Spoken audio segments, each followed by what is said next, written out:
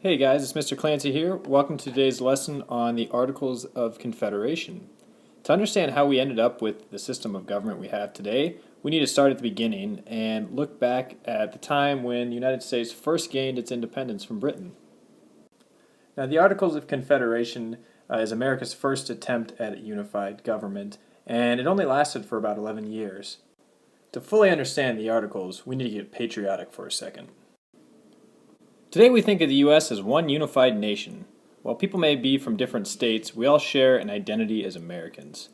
Citizens' loyalty lies with the country, not just a single state. We consider ourselves Americans first, and then Iowans or Minnesotans.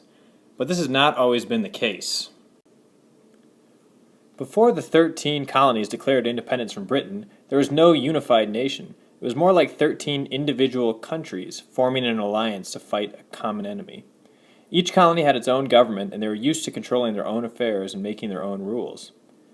In order for the colonies to defeat the powerful British Empire and to protect the new and weak nation from other invasions, the 13 colonies would have to find a way to work together for their common interests. So during the Revolutionary War, the Continental Congress worked to create a set of rules the colonies would follow when making decisions that affected all colonies. These agreed-upon rules were called the Articles of Confederation. The Articles of Confederation set up a decision-making body for the colonies known as the Congress of the Confederation. Representatives from each state would be sent to the Congress, and each state would get one vote on decisions. When writing the Articles of Confederation, the colonies had to decide what type of government they would want to have to manage the colonies. They had just freed themselves from the oppressive British Empire, and so placing lots of power in a king's hand was out of the question. A major decision they had to make was how strong to make the central government. A strong central government would have more authority than the already existing state governments. This can be beneficial because individual state governments often disagree on how things should be run.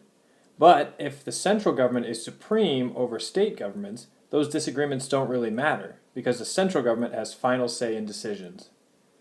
A strong central government is also better able to protect a country since they have total control over the military. They don't have to rely on each state to send and train troops. So while a strong central government has many advantages, it also has some dangers that go along with it as well.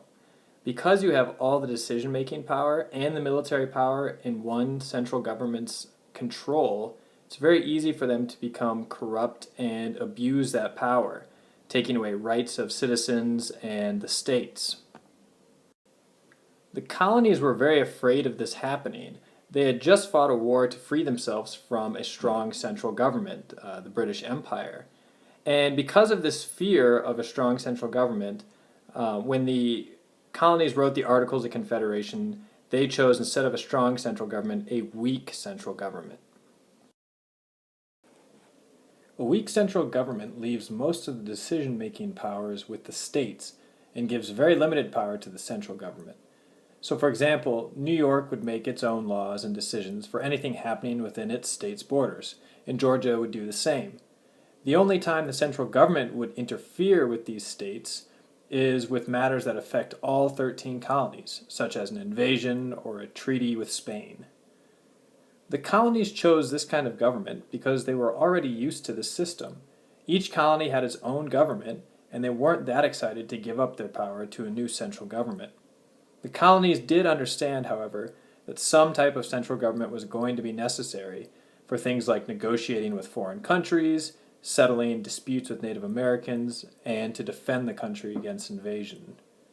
And so, in 1777, the Articles of Confederation were written to create a weak central government, and by 1781, the states had ratified the Articles, establishing the first government of the United States. Alright, so you've got an assignment for me today, and that's going to be to look at the links I provided that give you more information about the Articles of Confederation.